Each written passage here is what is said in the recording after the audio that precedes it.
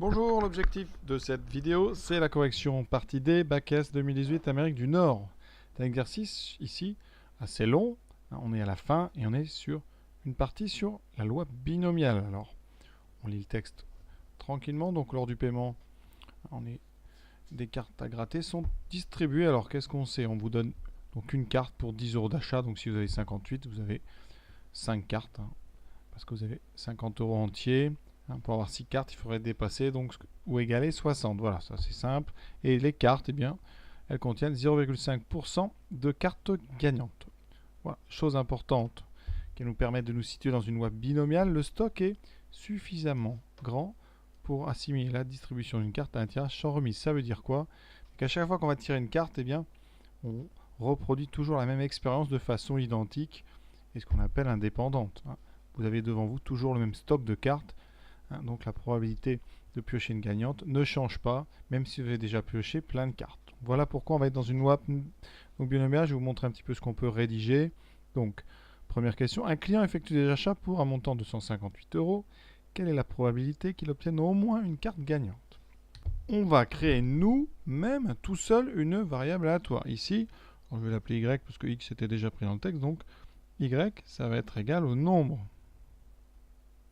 Donc, de cartes gagnantes, d'accord, sur les combien? Alors ici, il a dépensé 158 €, donc sur 15 cartes qu'on aura grattées. Alors je vais mettre un S à carte gagnante. Un peu.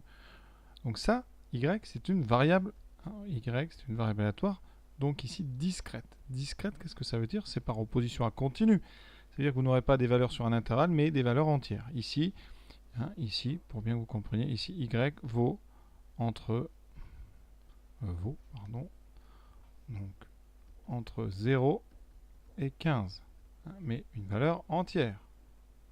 D'accord? Donc on a 16 possibilités, 16 nombres entiers entre 0 et 15. Alors nous, ce qu'on cherche dans l'exercice, on cherche donc la probabilité que Y soit plus grand ou égal à 1. C'est-à-dire qu'on a au moins une carte gagnante. Alors, avant de savoir déjà quel type de loi va suivre Y, on va déjà s'attarder sur Y supérieur ou égal à 1. En général, ici, quand on a supérieur ou égal à 1, on va passer par le contraire. Alors, quel est le contraire de au moins une carte? Le contraire de au moins 1, d'accord, le contraire de cet événement, c'est aucun. D'accord. Donc si vous voulez calculer P de Y supérieur ou égal à 1, il faut prendre le contraire, donc 1 moins la probabilité que X soit égal à 0. Ça, c'est très très classique. Donc on va, alors ici c'est pas X, pardon, c'est Y, puisque j'ai choisi Y comme nom de variable aléatoire.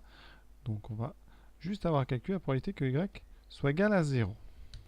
Alors, si on veut comme ça se passer de formules compliquées sur les lois binomiales, ou même de la machine, on peut réfléchir. Y égale 0, c'est-à-dire qu'à chaque fois, Y égale 0, c'est un événement. Ça veut dire qu'à chaque fois qu'on va ouvrir un paquet de cartes, donc à chaque fois, on a une carte perdante. Donc on a une perdante. D'accord? Donc à chaque fois, vu que c'est des tirages ici avec remise, on a toujours la même probabilité. Donc probabilité d'une perdante toute seule, comme ça, c'est on a 0,5% des cartes gagnantes, donc c'est perdante, c'est 0, très simple. Alors il faut faire 1 moins 0,5. Alors si vous faites en pourcentage, on va tout d'abord le mettre comme ça, c'est 99,5%. Sinon, c'est 0,995. Et ça, on le fait 15 fois de suite. Donc, la probabilité que Y soit égal à 0, si on dessinait un arbre, ça serait 0,895 puissance 15. Donc, la probabilité que X, qu'on ait au moins une carte gagnante, ça serait au contraire, c'est 1 moins 0,09915 puissance 15. Voilà. D'accord? Après, je vais vous montrer comment on peut faire avec la loi binomiale. Mais ça va revenir à ce calcul de toute façon. Vous voyez, je trouve arrondi à 10 moins 2, donc deux chiffres, 0,07. Voilà. Donc 7% de chance à peu près qu'on ait au moins une carte gagnante. Avec une loi binomiale, qu'est-ce que ça donne? Là, il va falloir rédiger. Donc qu'est-ce qu'on fait? On répète 15 fois de façon donc identique et indépendante. Ça, c'est les phrases classiques qu'on met tout le temps. Identique et indépendante. Voilà. Entre parenthèses, pourquoi on peut dire ça? Parce que c'est marqué avec remise. Voilà. L'expérience. Voilà, ça c'est cette expérience que vous avez répétée 15 fois. Donc l'expérience a deux issues. Donc cette expérience, c'est carte gagnante au singulier, carte donc gagnante ou carte perdante. Ça, vous savez, dans le cours, c'est une expérience. Donc on dit que c'est une épreuve de Bernoulli, il y a deux issues. On a répété 15 fois de façon identique et indépendante. C'est bien une expérience aléatoire. D'accord? L'expérience a deux issues, donc le choix d'une carte. Vous choisissez une carte, deux issues, gagnante ou perdante. Ça veut dire que donc, il y a notre variable aléatoire qui compte le nombre de cartes gagnantes, y, ça suit donc la loi qu'on appelle donc la loi binomiale BNP, ici avec comme paramètre, ici le nombre de répétitions, et là la probabilité.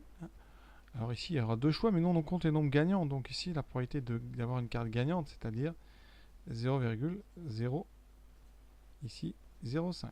Il y a 3, je n'ai pas assez de place, je vais l'écrire en plus gros, donc 0,005, c'est-à-dire 0,5%, 5 chances sur 1000 d'avoir une carte gagnante.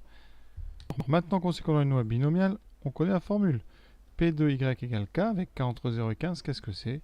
C'est donc K parmi 15, fois le succès, donc 0,005, puissance K, fois l'échec, 0,995, puissance N-K. Donc si on prend pour K égale 0, vous voyez, ça fera 0 parmi 15, fois 0,05 puissance 0, ça vaut 1, fois 0,995 puissance 15 moins 0, donc puissance 15. Et vous voyez, 0 parmi 15, ça vaut 1.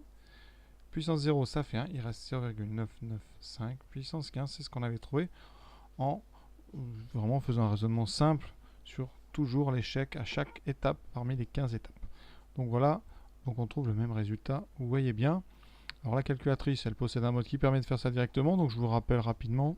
Alors sur une Casio, là je vais prendre Casio. Vous allez dans le menu donc statistiques pour aller chercher les distributions. Sur la Texas, c'est directement affiché distribution. Et vous allez dans binomial, la première qui fait les P de X égale. Et vous indiquez donc ici, on est sur une variable aléatoire. On veut X égale 0. Nombre d'essais, on va prendre 15 cartes.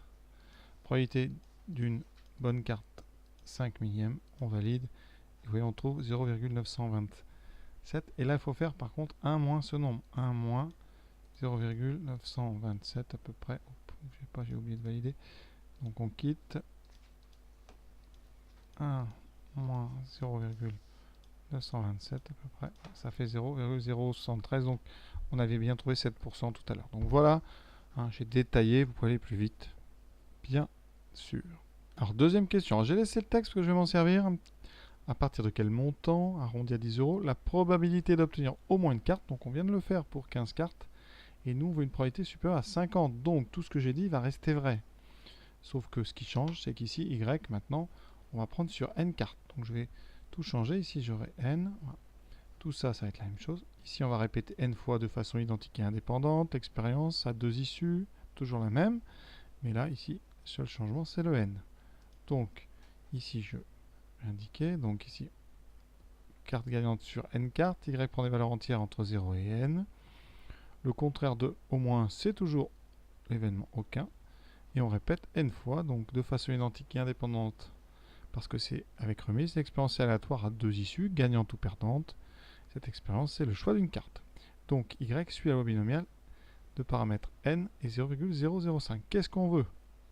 D'accord? On veut que la probabilité que y donc soit supérieur ou égal à 1 soit comment? Supérieure.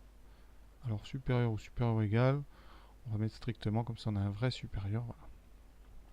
Et donc, voilà. Et cette fois-ci, on sait que y donc suit une loi, mais on ne connaît pas le nombre, ici, le nombre de fois on a répété cette expérience. Donc, on pourrait essayer de faire par tâtonnement avec la machine, mais on va réutiliser la formule qu'on a trouvée tout à l'heure en l'adaptant. Hein. La formule ici, donc nous, qu'est-ce qu'on va faire? on va passer par P de Y égale 0. Donc 1 moins P de Y égale 0 doit être plus grand strictement que 0,5. Et donc, P de Y égale 0. Alors on le met à droite, ça sera inférieur donc à 0,5. Donc la probabilité que Y soit égal à 0 doit être inférieur strictement à 0,5. Et la probabilité que Y soit égal à 0, on en a parlé plusieurs fois, c'est donc 1. Alors 1 moins 0,005, donc 0,995, on va tout de suite le mettre à la puissance n. Et ça doit être inférieur à 0,5. Alors comment on résout ça en termes LS avec le logarithme? Ouais, avant de résoudre, juste petite remarque qui me vient à l'esprit. Quand on a comme ça des variables aléatoires qui dépendent d'un paramètre, on peut leur donner un nom qui dépend d'un paramètre. Donc là, j'aurais pu très bien appeler ça yn comme loi. D'accord, ça alourdit toujours un petit peu la notation, mais dans les exercices, ça peut être comme ça plus clair. Voilà, donc on va chercher n tel que, eh bien, cette inégalité. Donc, alors là, je passe au logarithme, parce que j'ai un outil très performant. Le logarithme va conserver l'ordre sur R plus étoile, donc ln est strictement croissant, donc sur 0 plus l'infini. Donc ln de 0,995, hein, j'écris ça parce qu'on sait que quand on prend le logarithme, la puissance peut sortir.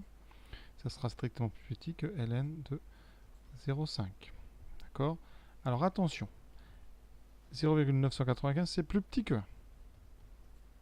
Donc son logarithme est négatif. Donc quand on va diviser par ln de 0,995, ça va changer le sens du symbole d'inégalité. Donc on aura n strictement plus grand que ça. On fait ce calcul, on ne simplifie rien, là il n'y a pas de possibilité. Vous pouvez, si vous voulez, mais ça n'a pas d'intérêt, transformer un petit peu, ça me permet de vous rappeler. Alors ln de 0,5 c'est ln de 1,5, ln de 0,995 on a dit, bon là c'est quand même pas très pratique, hein, ça fait, si on veut faire avec des nombres décimaux, donc je crois que là c'est pas la peine de s'embarrasser. Vous pouvez juste, vous voyez, faire ln de 1,5, ça ferait moins ln de 2 sur ln de 0,984. Voilà. Mais vraiment ça ne sert à rien, ça me permet juste de vous rappeler ce ln de 1,5 qui vaut moins ln de 2. Calculatrice. Voilà, vous voyez que je trouve 138,28. Alors je vais écrire ici sur la copie à peu près 138,28. Comme n est entier,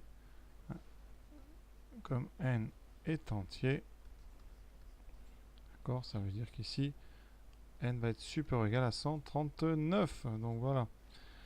À partir de quel montant d'achat? Donc il nous faut 139 tickets. Donc achat,